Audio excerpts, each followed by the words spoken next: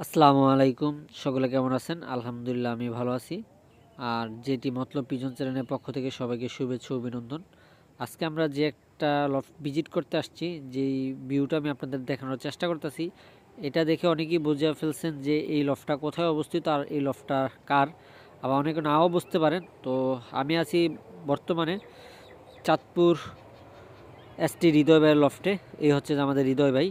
তো আসুন আমরা আগে তার কবুতরের সাথে পরিচিতি হই, যে তার কি কি কবুতর আছে এবং সে কিভাবে চর্চা করতেছে।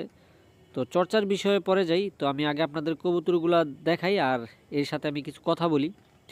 তো যারা নতুন আছেন মূলত তাদের জন্যই আমার এই চ্যানেলে ভিডিও করার উদ্যোগ বা প্রচেষ্টা। তো এর মধ্যে যে কথাগুলো এখন বলতে চাচ্ছি তা হচ্ছে যে আপনারা কবুতরগুলো দেখেন আর আমার কথাগুলো যদি যারা নতুন কবুতর পালক আছেন তারা অবশ্যই মনোযোগ সহকারে শোনার চেষ্টা করবেন। আসলে গ্রিবাস কবুতরটা হচ্ছে যে চর্চার বিষয়, যে এই যে আপনারা এখানে দেখতে পারতেছেন যে একটা কবুতর আছে কালো এবং লেজগুলা সাদা, এর নাম হচ্ছে মুসলদম কবুতর। এই যাত্রা নিয়ে বিগত অনেক বছর ধরে আমাদের এসটি হৃদয় ভাই এটা নিয়ে চর্চা করতেছে এবং মার্শাল এর ফিডব্যাক অনেক ভালো আল্লাহর রহমতে। আর এও যারা চাঁদপুরে কবুতর পালে বা চাঁদপুর থানা, সরি চাঁদপুর হচ্ছে জেলা, থানা হচ্ছে যে মতলব এবং বিভিন্ন থানা আছে, এর মধ্যে যারা গিরিবাজ কবুতর পালে তারা জানেন যে চাঁদপুর যে চাকলার সাথে কালো লেজ সাদা যেটা মুসলদম কবুতর উড়ে, এই চাকলাটা অবভিয়াসলি এসটি হৃদয়ের।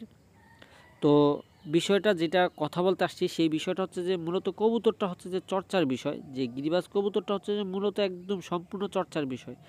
যে যতটা চর্চা করে জ্ঞান অর্জন করতে পারবে তার কবুতর মাশাল্লাহ রোড হোক এবং মাশাল্লাহ দেখতে শুনতে আলহামদুলিল্লাহ এটা ভালো।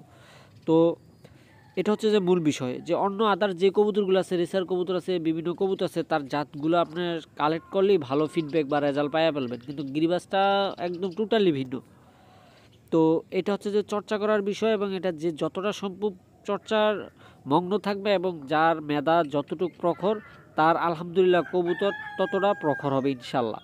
তো হৃদয় ভাইয়ের লফটে আসছি, তার লফটে কি কি কবুতর সে নিয়ে চর্চা করতেছে এবং তার কি কি কবুতর আছে সম্পূর্ণ ভিডিওতে পার্ট টু পার্ট আমি দেওয়ার চেষ্টা করব। তো এই ভিডিওটা হচ্ছে যে মূলত ভাইয়ের কবুতরগুলো দেখানো এবং প্লাস হচ্ছে যে তার কবুতরগুলো উড়ার যে একটা ক্যাপাবিলিটি, এই জিনিসটা আপনাদের মাঝে তুলে ধরার চেষ্টা করতেছি।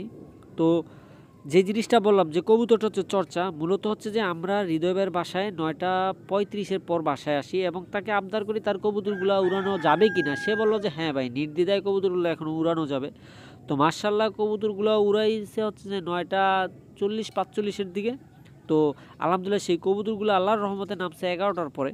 তো যে রৌদ্রের তাপ ছিল এবং যে ওয়েদার ছিল, এই ওয়েদারে এতক্ষণ যে কবুতরগুলো উড়লো এটা হচ্ছে জাস্ট তার খাবার মেনটেন, তার ব্যবস্থাপনা এবং তার চর্চার উপরে, মূলত সম্পূর্ণ হচ্ছে তার চর্চার উপরে। আর যদি আরও আবহাওয়া আরও ঠান্ডা থাকতো, আরও শীতল থাকতো, তাহলে মাশাল্লাহ কবুতরগুলো আরও ভালো ফ্লাই করতো এবং অনেকক্ষণ ফ্লাই করতো।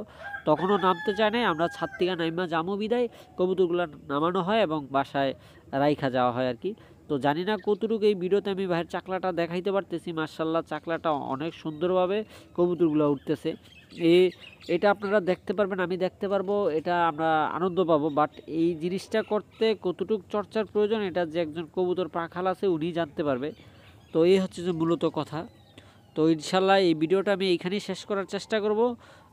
সবাই ভালো থাকবেন, সুস্থ থাকবেন এবং কবুতরগুলোর জন্য দোয়া করবেন। তো হৃদয় ভাইয়ের যে লফটের যে 6টা দাপড়ি আছে, এক পাশে তিনটা 6টা দাপড়ি, এই হচ্ছে 3টা দাপড়ি আর আমার ব্যাক পাশে হচ্ছে 3টা দাপড়ি আর পাশে হচ্ছে যে এটা হচ্ছে থরের রুম।